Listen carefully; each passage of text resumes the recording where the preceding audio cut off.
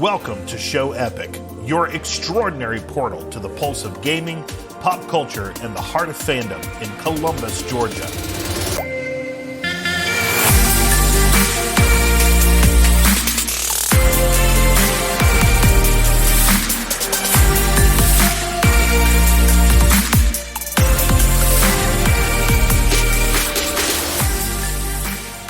Hello, this is David Lee here again with Show Epic, your portal to news of all things nerdy going on here in Columbus.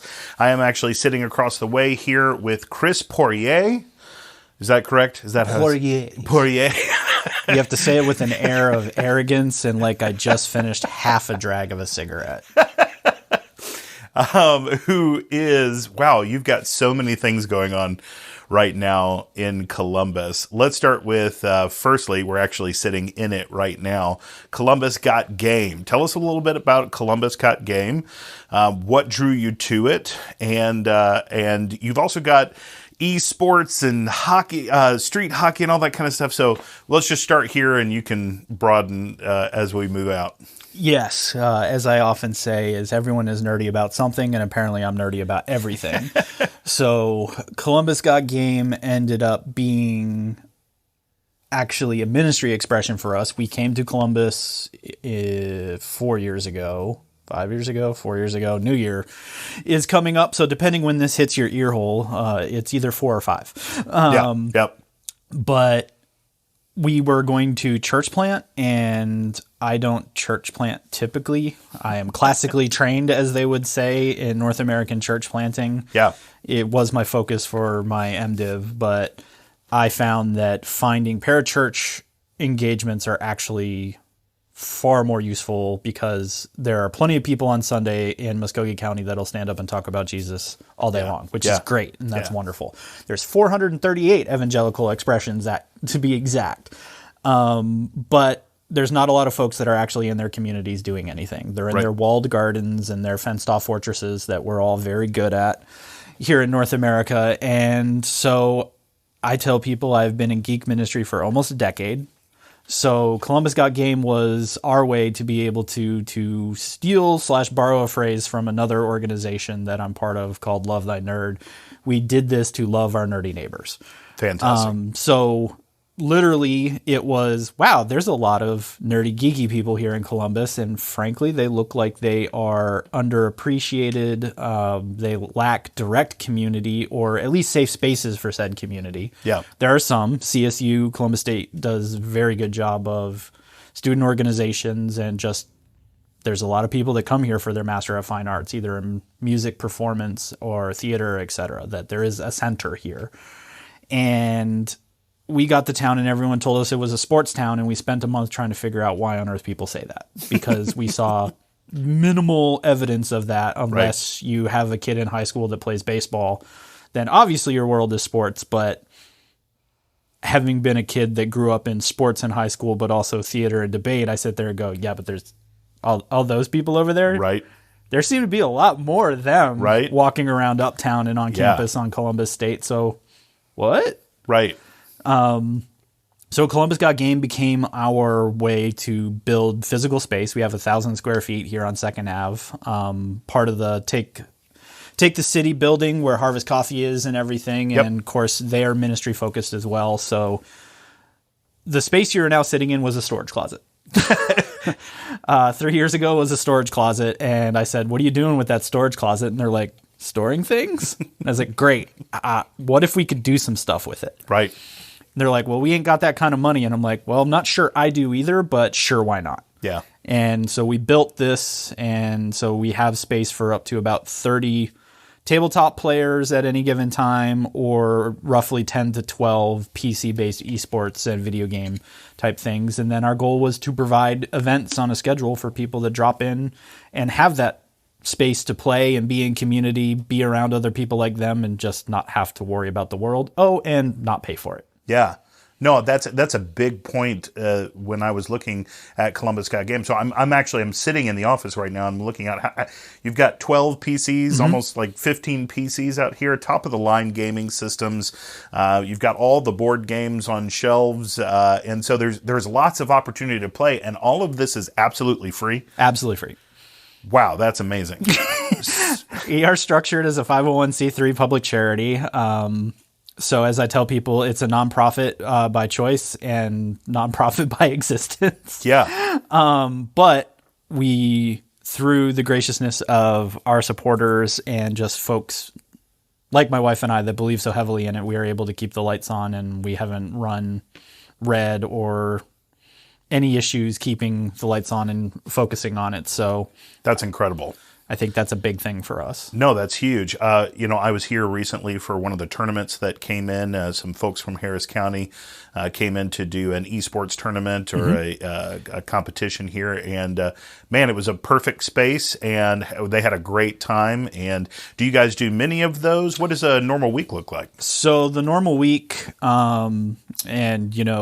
is this spoiler alert time? It's spoiler alert. Bring it all Is out. this where we tell people that your illustrious host sitting across from me is being more than welcomed into the Columbus Got Game family, but we are restructuring our board and also just what things look like in 2024, and David's going to be a large piece of that. So very thankful for him, and basically this paid, non-paid advertisement that we're recording right now.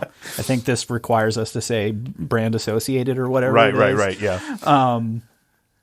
Know that a lot of our goal was to provide things throughout the week that hit kind of the different niches, the different things that make people nerdy or the things that they enjoy. So we're still kind of sticking to a similar schedule, but it'll be more consistent now that we've added, and we'll continue to add more volunteers, people like yourself that are coming alongside. So we usually play RPGs like D&D, anything in the Cypher system, or just about any system you can imagine. On Monday nights. Tuesdays we're leaving open for kind of like workshops. So think paint and take, learn to play, that kind of thing. We're still kind of fleshing out what that structure might look like. And it's going to be, people come to us and say, I want to learn this. Great. Yeah. Let's find a Tuesday and a person that can help teach that. Yeah. Wednesdays, we're leaning into the trading card community, which everyone's like, but that's in competition with everyone. And I'm like, well, there's a handful of game stores and they're going to always have stuff on their schedule. Right. Our goal is, again, to lean into learn to play, non-toxic place for if you just want your casual games to get in.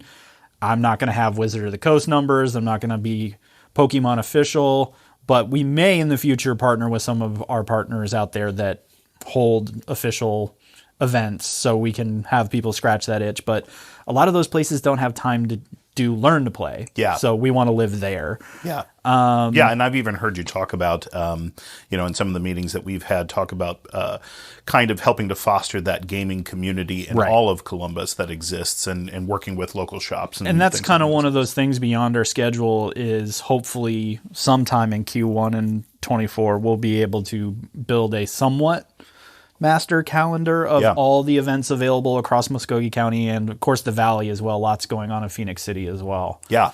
But Columbus still has we've got games, so Phoenix City will catch up, but it's okay.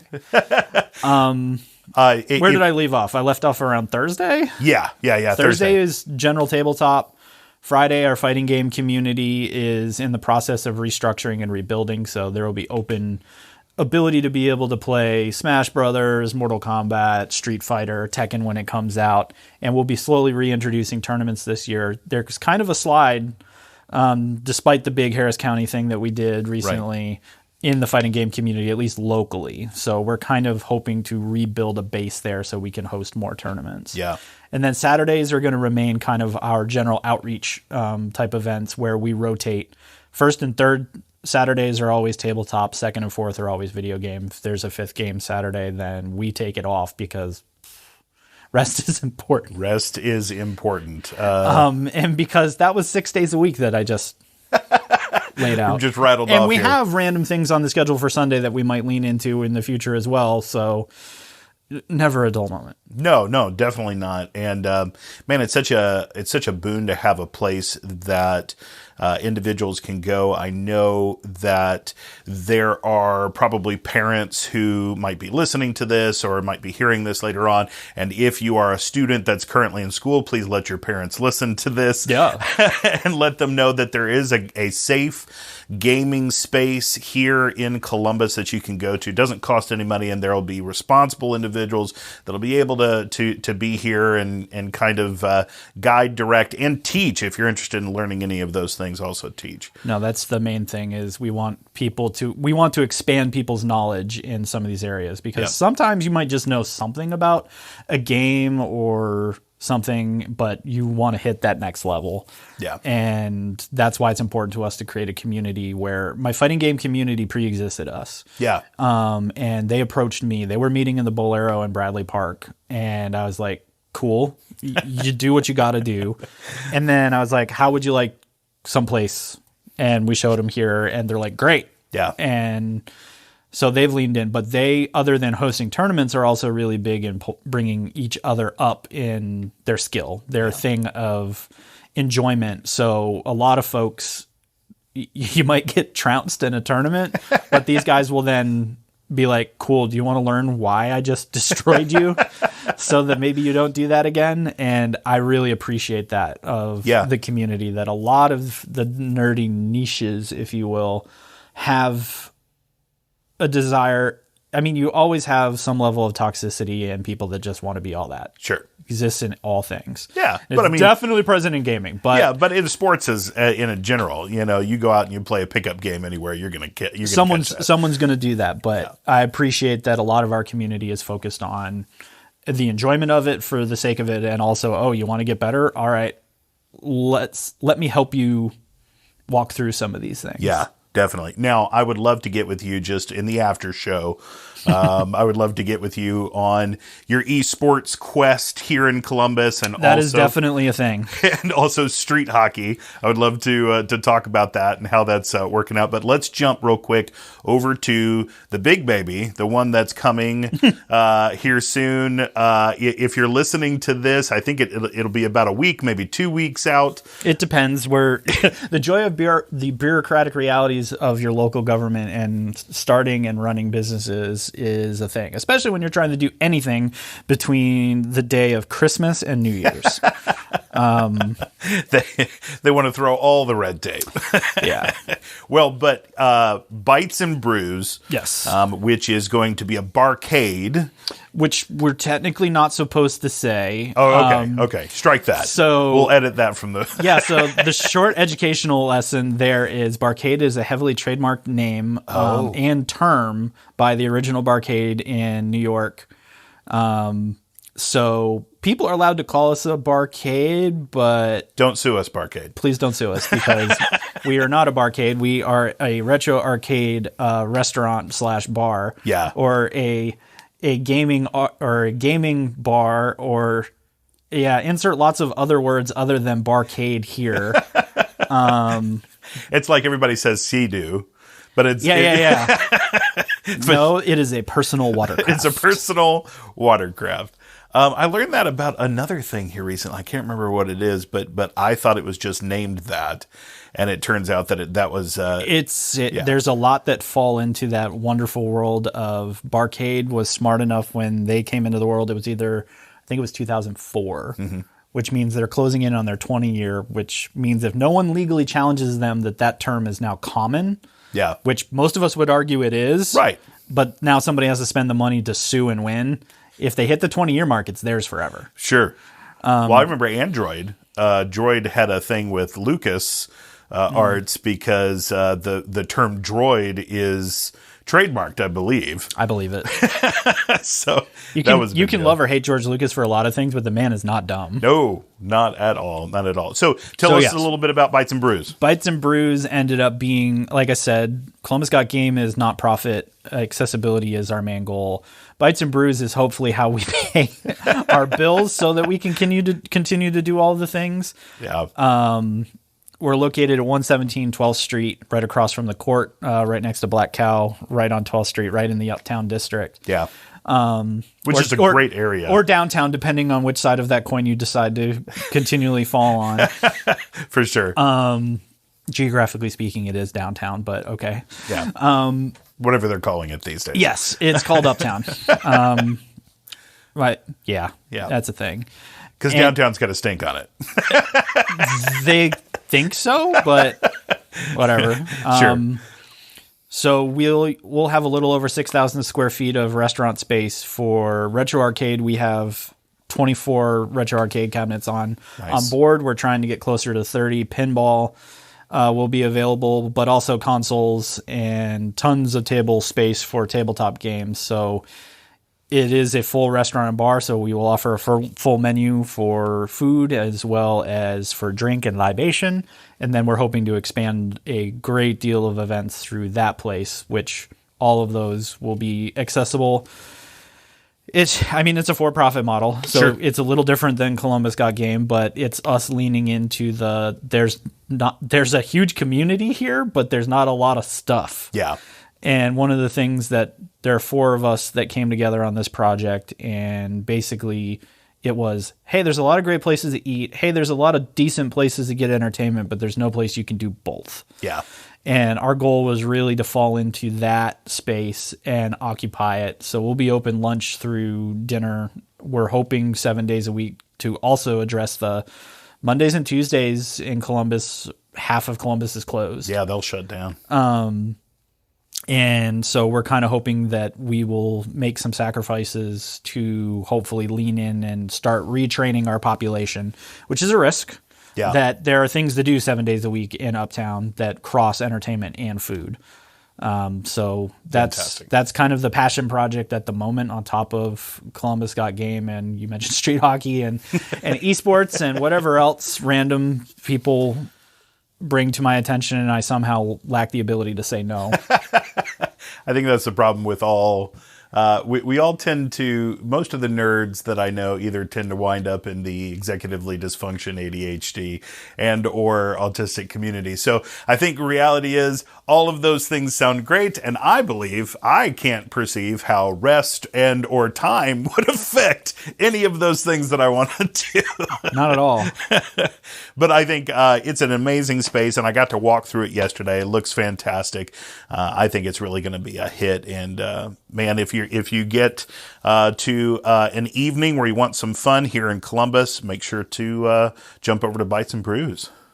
Yeah. Cool stuff. No, we appreciate that. All right, so we're going to talk about some of the cool stuff in after show, but if you're interested in learning more about Columbus Got Game or Bites and Brews, all of those links will be in the show notes for this particular show. Chris, thanks so much for taking the time to sit across the table from us.